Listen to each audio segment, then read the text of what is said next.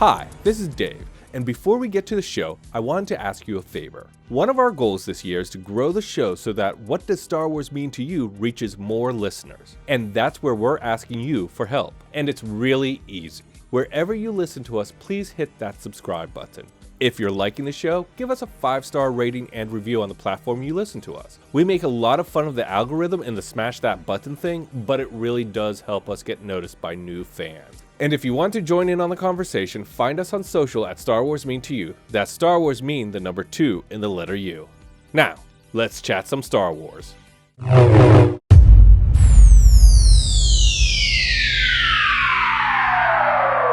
Hello there, this is Elora, and I'm a prequel trilogy kid. And this is Dave, and I'm an original trilogy kid. And you're listening to What Does Star Wars Mean to You? The show where we talk to all kinds of fans of the franchise, from industry insiders to indie artists, from obsessive mythologists to mega collectors, all for one goal, to take the hate out of the debate by focusing on one fan at a time to find out what does Star Wars mean to you. Plus, it's just fun to chat Star Wars. We've been doing it for over 100 episodes now, I think Yes. Welcome to our episode between episodes. This is where Dave and I will do a deep dive on our favorite moments of our prior guests' interviews and discuss what we're finding interesting or what's fired us up in this week, especially in the world of Star Wars. Beginning with, who did we talk to last week, Dave? Last week, we talked to Christopher Giroux, and he's a film producer who's worked in all kinds of genres of films for all kinds of networks, from sci-fi, horror, rom-coms, holiday rom-coms. He's done movies, I think, for just about every network: Sci-Fi, Netflix, Hallmark Channel, the list Lifetime. goes on. But what got him into the movie biz is, of course, Star Wars. Yeah. And we had a great conversation with him, and let's hear what Star Wars meant to him. You know, what was so interesting about the original trilogy is that you get, a guy, and he's working on a farm, and he feels like he's so removed. And I think that is sometimes, such a universal feeling where you feel like life's kind of just passing you by. But we just thought, it's Luke Skywalker and it's his adventure, and because he's part of something greater. And I think that whether it's Luke Skywalker or Ahsoka or Cassian Andor, I think that universal feeling of where do I belong, I think is such a universal feeling, not just in the Star Wars universe, but in life. And we talked about it. It's darker times. There's so much unrest in the world, and I think often you question, how do I fit into this? How do I fit into this larger tapestry? And where is my place? And some people are comfortably at their place, and I think other people are consistently yearning for what that may be. And I think when Luke Skywalker is looking at those, 2 sons and kind of asking himself, what is next for me? I think that probably every person somewhere in their life has probably been at that moment and said, where do I belong? And I think that is always what Star Wars meant to me, whether you're human or alien, whether you're male or female, whether you're a robot, AI looking for purpose. That's what Star Wars means to Christopher Giroux. Giroux? Yeah, Did I? Giroux. Okay. You said it right. You did it. I did it. Woohoo! So let's talk about Christopher now. Let's talk about what did his interview with him mean to you? What did you learn from Christopher? What did I learn from Christopher? Honestly, I loved his outlook on fandom. Yes. I think, I am not one of them, but I do think that some people look at the holiday rom-com frenzy and kind of turn their nose down to those people a little bit. I'd have never gotten it. I've always enjoyed a, very predictable love story at the holidays while you're baking your cookies. I have watched them all. So I really loved how much he honors fandom and how much he hears the fans and the way he spoke about how, it doesn't really matter what you're a fan of, that deserves respect and that has a community, and who cares if someone makes it their whole personality? I think it's only really sad people that, make fun of others for enjoying something. So I don't know. I loved that I think we had like a whole like 20 minutes of our interview that was just talking about fandom. Yes. And what that means to him. Yeah. Especially as an artist. And, to know that you're making something that people are going to enjoy, like, I don't know, he kind of hit the jackpot when it comes to careers. Like, he knows he goes to work and people are fulfilled and like, and enjoy the things that he's putting out into the world. That's pretty cool. What about you? One thing he said that really, I think shook me is too big of a word, but I was like, oh, wow, was that idea of like the central question within the franchise is, where do I belong? And that everybody's asking that question. And I always think of Star Wars as, found family. I liked his idea of misfit of heroes as well. Yeah. I think that's very true. But the where do I belong makes it feel so much more personal to me or relatable to me in the sense of everyone's kind of asking that question. And until he brought it up, I don't think I ever thought of that before. Yeah. Yeah.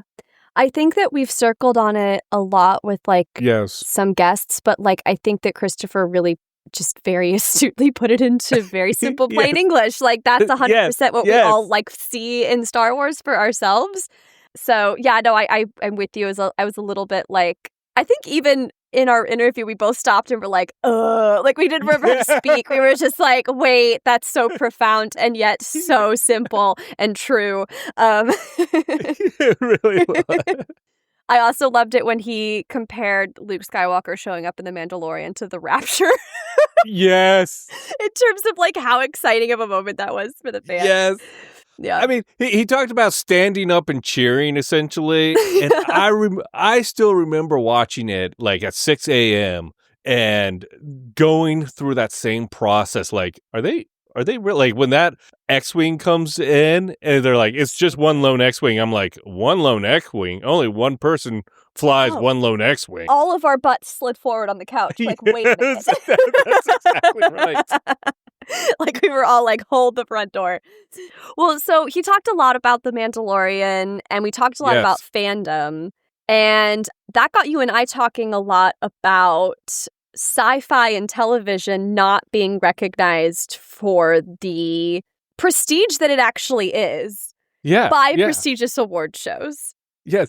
I think when we recorded that interview, it was still before the Emmy announcement came out. And we talked a little bit about like, we don't know if what the Emmys are going to do during the interview. I think you're right. Yeah. So should we go into the Datapad? Yeah, let's talk about it.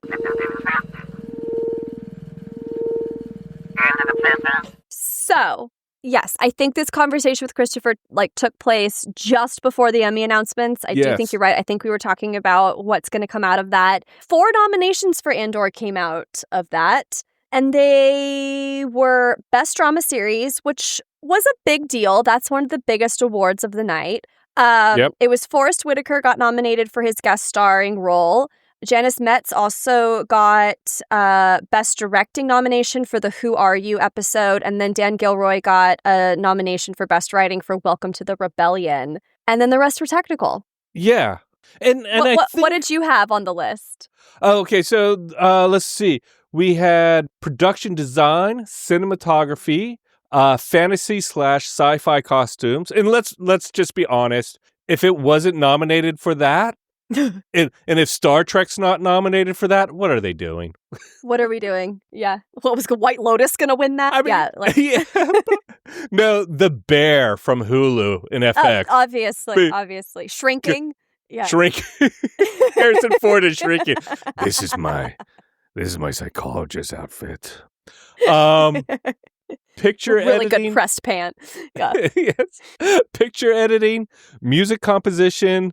Does it have to be called picture editing? Can it just be editing? Well, I guess there's sound editing. Music composition, original music and lyrics, sound editing, sound mixing, special visual effects, and character voiceover performance, Alan Tudyk. Oh, that's true. Alan did get a nomination, and he deserves it always. There's never a role Alan Tudyk has been bad in. Exactly. But no lead actors, no supporting actors. No Diego Luna. Completely snubbed. I think a lot of fans felt particularly like rubbed the wrong way over that when it came to obviously Diego Luna. I mean, he carried that entire show for 2 seasons and incredibly. Stellan Skarsgard for Luthen. Like, just what? I gotta tell you, I look at this list. I look at this list of all the actors, and literally, I'm going, wait, why not? Like Stellan Skarsgard, Elizabeth Delau, I think it's Delau. I think she's brand new. I understand this was her breakout role, but like that woman is Clea. Yeah. The subtleties. Yes. Someone compared her acting on Twitter to like so that moment when she's waking up, kind of her first day at the base, and you know she's lost Luthen, and she sees them training, and the rain's coming down, and there's the ever so subtle smile in her eyes. Someone compared that to like the Mona Lisa, and they're dead on. Yeah, like, the subtlety in that woman's performance. Oh my God. Yes. Also, her character just kicked ass the whole time, too. Oh, I absolutely. But like Elizabeth, I can't wait to see you in more stuff. I just thought she was phenomenal. Genevieve O'Reilly as Mon Mothma. That's crazy to me. I feel like Mon Mothma is a whole new hero to me because of this series and because of Genevieve O'Reilly. Just a fantastic performance. And then Denise Goff as Deirdre. Another just phenomenal performance. I saw a very funny clip of her talking about her scowl. And she, when you listen to her tell a story, she is very, very not Deirdre. And I think that is fantastic. And also, it shows like where she goes emotionally to play that character. Yeah, absolutely. I mean, what are we even talking? Ben Mendelsohn is walking away with nothing. Orson Krennic's walking away with nothing. Not even a nod. I mean, there's actually like the entire cast of The White Lotus, it feels like, got recognition. Yes. And I'm not trying to diminish the great work that happened on that show. And obviously not everyone can get a trophy. But like to not like and I love me some Pedro Pascal. I really do. I love Pedro. He's never been anything bad. I like Pedro in everything he's in. But to reward him a best like leading actor nomination when he was on screen for barely 10 minutes in the second season of The Last of Us, and to snub Diego Luna for everything he did in Andor, I felt like it really... I don't know. I just thought it was really emblematic of what you and I have been talking about, which is that sci-fi is not often looked at as prestigious television, even though if you took it out of its space opera environment, Andor would have swept the Emmys. If that political commentary was in any other format, even with this same cast, they would have killed. If that were Game of Thrones... But just like that, but with all the characters and everything of Game of Thrones, people would be eating it up. And that's where that disconnect is so weird to me, because of all the Star Wars out in the world, this is by far the most gritty. This is by far the most realistic. Incredible. This is the most serious. And to ignore it feels ignorant to me. Well, and there's a history of that. There's a history of that. There is a long history of really good science fiction, space operatic television, because it is. I mean, it is definitely a branch of science fiction. I mean, in a lot of ways, it's fascinating. You brought up Game of Thrones. Like, okay, so you put them in the old world with dragons and swords. Well, like, it's really not that different. Just because they have laser swords and don't ride horses but fly spaceships. Like, it's actually the same. Yeah. But there's just a different prestige that's attached to it. I don't know. There's a history. There's a long history of shows only like this, only getting, like, sweeping the Emmy ground technically. Yes. The best sci-fi costumes. Is where... Or sound editing. Like, I'm not sure. I feel as though... there's a lot of pop culture things that aren't fully accepted as art yet. Comic books used to be that. Like, these are just, they were called the funny pages. And the stories weren't considered serious. But then you have things like Frank Miller doing Batman Returns, or I can't think of any other big comic books right now. It's okay. Oh my God, there was an entire class about it in my graduate program. The art of the transmedia storytelling through comics. Yes. I mean, it is a more respected medium than I'm sure than maybe sci-fi. Its beginning days. Yes. And we have some other like sci-fi shows to compare it to, like Star Trek Legacy. It has hundreds of nominations, but a few dozen or so wins. Yeah. All in technical, or not all in technical. Almost majority. I mean, I was going through the Emmys archive website, and I think that there was only like 2 non-technical wins throughout its whole run. Don't quote me on that, internet, but I'm pretty sure. Yeah. The X-Files has 15 Emmys. Only 2 were non-technical categories. Firefly only ever had 1 for special effects. Mandalorian, which we want to talk about. Mandalorian, yes. Had 7 wins in season 1 and 2, but they were all technical. And Pedro Pascal, did he get he never got an Emmy for Mandalorian. Yeah, he was nominated, but he didn't win it. You know, overall, like of all the Star Wars live action shows, The Mandalorian season 1 through 3, The Book of Boba Fett, Andor season 1, Obi-Wan Kenobi, Ahsoka, up until there they have, and that's not including Andor season 2. There's 70 nominations. 17 wins. And I bet you they're all editing, music, fantasy, writing, costumes. Maybe occasionally. Writing, yeah. It's interesting because, so Disney Plus, when it hit the scene, they made the very like intentional choice to center Disney Plus around Star Wars.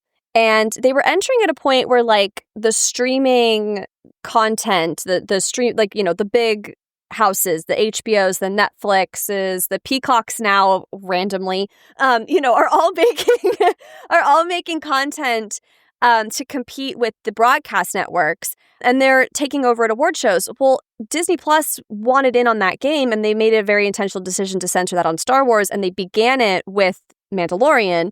It was the entire like new kind of Star Wars television franchise opener, and it said a lot to the fans about like not only what they intended to do, but like how they intended to do it. The insane levels of production value. They introduced new characters that they knew audiences would just eat up like Grogu. Like, yes. I mean, you want the world to go nuts over your content, give them a cute little baby green space alien and a meme daddy for days to take care of it, and you're gonna have everyone eating out the palm of your hand. And then they brought back that like appointment television, right, where you had to tune in weekly, and they still do that. Yes, which I think is one of I love that form of scheduling because you get to sit with the episode for a week. I don't like when I binge something, I forget the whole middle. But when I have to sit with an episode for a week, maybe watch it twice, I really get to enjoy, like I get to savor the series. You're right. They did come out at this like swinging big and going, we're going to put Star Wars live action television on the map. I think the fan reaction to it was very much what they wanted, which was, oh, good Lord, what is this? We need all of it injected into our veins.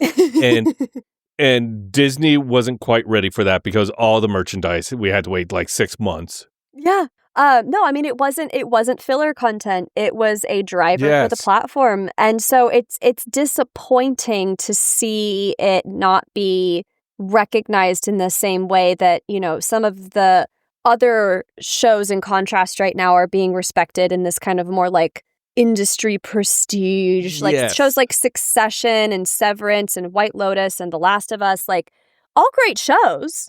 All good shows. All great shows. But I'm sorry, has The White Lotus ever really hit as hard as Andor? Let's be real. Do you think we're in a little bit? No, White Lotus has never hit as hard as Andor. And I would call White Lotus a really fun show to watch. Mm-hmm. But like I'll give it to Succession. Yes, that packed a punch. But like, White Lotus is just it's upstairs, downstairs every season. I don't know. Yeah, well, I I do really like White Lotus. I don't want to make it sound like I don't like White Lotus. No. And I'm not trying to shut on other TV either. I'm very intentionally trying to call out like other dramas that were airing around the same time. Yes. And that this one isn't seen as well written or as needing of much respect as the others is like crazy to me, especially when you look at it as like through the lens of the political commentary for right now and what it's actually saying. Like that's crazy. Yes. And I'm wondering, are we in a little bit of a bubble where we're surrounded by people who love Andor, see it for what it is, which is an amazing story, amazingly told, but it's not echoing out into a greater it hasn't hit pop the culture mainstream sphere like Succession or White Lotus did, like, or even what's the one with the dragons? Game of Thrones, because Game of Thrones was a big pop culture, like everybody watched it, and I just don't know. Is that something that is holding Andor back? Because it's definitely not the performances, it's definitely not the production. It's something else. Like it's a perception, I think. Is it a lack of? I mean, I don't know if it's a lack of like the audience or the Nielsen ratings or whatever it is that they go off of, because I know that it was pretty competitive with a lot of these shows. I mean, some of them when you're talking about, you just can't compete because if you're not a Star Wars fan, you may not tune into this one. But and I think you're right. I think it's a good question to pose. Like, are we in the bubble? I feel like I saw it everywhere. I feel like it was always on a Twitter feed. It was always on an Instagram feed. It was always on a TikTok feed. It was all anyone was talking about. But I also host a Star Wars podcast with you. So how much of that is the algorithm saying, this is really big and everybody loves it. And really it's only like, a quarter 10%. Of the internet. Like, Absolutely. And that's always a weird way to look at it. And then, of course, you have, does the history of Star Wars hold it back a little bit? It's like, I feel like a lot of fantasy and sci-fi movies get noticed in the Oscars when they have one really successful film and then there's a follow-up, or like Lord of the Rings. I mean, like it won some Oscars the first 2 years. Like it won a lot of Oscars the first 2 years, but the third year it swept like everything because they knew this was like the last chance to give everyone Oscars, or at least so they thought. And I thought that might happen with Andor season 2, because like, yes, Diego Luna deserved an Oscar for season 1. Come to season 2, Hollywood, wake up. This is an amazing performance. I mean, this is why you have Emmys, to award this kind of performance. If anyone on that list deserved it the most, it was him. Yes. And that's tough to say because there was some knockout performances in the show. But it wouldn't have existed in the way that it did without his performance. Yeah. He's the total backbone. He's carrying that show. In a way, he's representing all of us lost in a system, trying to figure their way out. Yeah. I thought the way he took his choices in Rogue One and peppered them into Andor too should not be understated, because I mean, Rogue One was filmed prior to Andor's, I'm assuming long before there was a script or even a concept for the show. So, he made certain choices as an actor. He gave himself certain motivations as an actor in there that I feel like he gave context to in Andor very intentionally. And I'm sure that was a joint effort with his directors and the creation and all of that. But like, I feel like wake the fuck up and pay attention. Like I thought that the Emmys was about more than just, glad handing the already large stars. I actually would hope it would be about rewarding talent in the pool of talent. But that's a really great point. And I think like the Schwarzenegger from White Lotus, I forget his first name. He was a surprise standout for me within fabulous. White Lotus. And but I feel like a lot of the other people, like the parents from season 3, are well known. I forget their names right now. But one was like Draco Malfoy's dad in the Harry Potter movie. Oh, yeah. And then Parker Posey Parker. Oh, yeah. Parker Posey. You know, the people we knew. I feel like besides Diego Luna, and I'm sure they're well-known actors, but they were new to me. And I can't imagine anyone else playing those roles. No. And in the phenomenal way they portray these multifaceted characters within a essentially sci-fi fantasy comic book show. Yeah. And yes, like a lot of production value brought that up. I think Tony Gilroy, kind of like subdued the comic drama, the melodrama of Star Wars in order to tell a grittier story. But they hit that out of the park. I keep saying that. Yeah. No. I mean, I don't mean to focus only on the male performances of the show, but I would say, obviously, Diego Luna being the lead, I mean, that made a lot of sense to me. That was a huge snub. My next one is Luthen. Like, the fact that calm, kindness, kinship, that whole monologue is not being, like, I hear that in my nightmares. I've made my mind a sunless space. I shared my dreams with ghosts. Like, that is like tattooed into the reptilian part of my brain now. Like, I don't know what to say about that.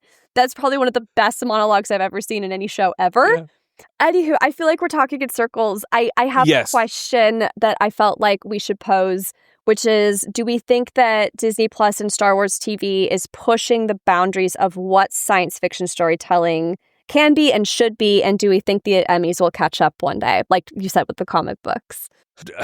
I think the only way for the Emmys to catch up to it is if it becomes monoculture like Game of Thrones, where it's just, you can't avoid it. Well, I think Disney Plus, Kathleen Kennedy, Tony Gilroy, they push the boundaries of Star Wars sci-fi for sure. Personally, I don't think Star Wars will ever really push the sci-fi boundaries too much, like a what would be a good film example? Like Arrival. I was just gonna say Arrival. That's really? So fun. I literally was like, what's the one that what's her name did? And then you said it and I was like, that's the one. Like, yes. Yes. Yeah. Even to an extent, Edge of Tomorrow or Live, Die, Repeat. And I don't blame Star Wars for that. But when Star Wars pushes its own boundaries for itself, I think that should be recognized. I now want to go watch Arrival. That is probably one of the best science fiction movies I've ever seen. I've been meaning to rewatch it for a while now. It's so good. Yes, I agree with you. I think to say that it's pushing the boundaries of sci-fi completely, it's not its place. It's never needed to do that. But I love what it's doing in Star Wars storytelling, and I hope that future shows follow in its footsteps. And I feel like it has been. I mean, even something like Skeleton Crew, it didn't need to be as hard-hitting and political as Andor. That wasn't the point. But it was just as smart, and it was just as impactful. Like, you know, you felt something for those characters in a way. Like, I don't know. I think that there's something about... I do think there's something about the appointment television. I think sticking to that format is really... I think Star Wars needs it. Yeah, I think it needs to get that momentum, like that snowball momentum. Yeah. People start talking about it and going, you got to see this. Yeah. There needs to be kind of anticipation and theories and all of that going into the next week. But also because these stories need the time to develop. They can't be mass produced quickly, and they can't be done in a short amount of time. And that's what I really like about the Star Wars TV we're getting, is that they're giving us content that wouldn't make sense in film. Yes. Because it wouldn't translate the same way. No, it would not. And like Andor season 2 would have taken 20 years to complete if done it in film, and may not have been as good. No, and Rogue One's a fabulous movie, but it wasn't Andor's story. It wasn't Cassian's story. It was Jin's. And so and it worked for her story. But no, Castian's needed to be what it is, and the Skeleton's Cruise needed to be what it is, and Mando's needed to be what it is, and hell, even like I'm not the biggest Book of Boba Fett fan, but like that had a place too, and that character deserved its time. So it's all good. And, you know, whether or not the Emmys catch up or not, like, there's a lot of respect amongst the fandom for the performances that these actors are giving. And I love that they are still, like, I don't feel like anyone's phoning it in. They're taking it seriously. Yes. They're giving it the credence it deserves. And they're being like, I may not get awarded for this, but it doesn't matter because, like, the fans care. Yeah. Yeah. And that's a cool attitude. Well, that's what Star Wars meant to us this week. Yes. A whole lot of angry, you know, feelings towards the Emmys, but that's okay. Yeah. Although I have to say, I want to sit down and watch Andor season 2 again. I do too. And Arrival. I might do that. Make it a double feature. My husband will be like, it's 3 a.m. Can we go to bed? Anyway, next week we have Elise, who is That Star Wars Girl on Instagram and Threads and all social. She's a Star Wars influencer, big into crafts and cooking and collecting. Yes, she's got quite a collection for someone who just started a couple years ago. Yeah, I know. Yeah, and reading. I always love fans of the Star Wars books. I always find fascinating. Yeah. Not in a negative way, but like I think it's great that people want to dive into this like fair. That's what it is.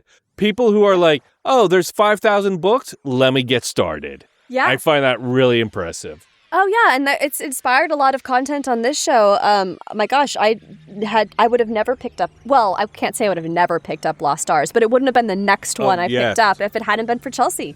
Yeah. Yeah. Yes. So Elise is next week, and then.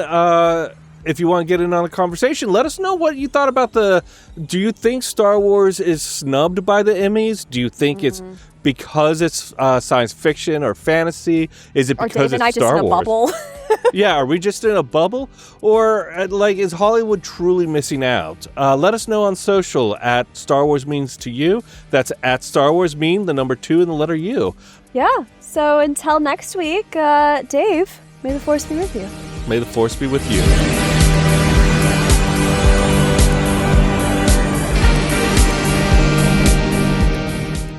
Okay. All right. Okay. Breaking news, Taylor Swift is engaged. So I know that is something our fans of the show really want us to talk about. They've been waiting on pins and needles for our reaction. Did that freak you out? Were you like, yes? or were you like, did you have a human response and went, oh, that's good for her? I had I had a slightly parasocial response in that, like, I have grown up with this person's, like, diary in my ears since I was a child. So there was a little bit of, like, wow, I'm, like, so rooting for her to have her happy ending. Like, that was that's probably, like, the max of my parasocial response. My girls and I on my Swiftie feed were gushing over the ring because it's, like, stunning and it's very, like, Art Deco and very her. But isn't it one of his Kansas City Super Bowl rings? No, it's like an antique diamond or something.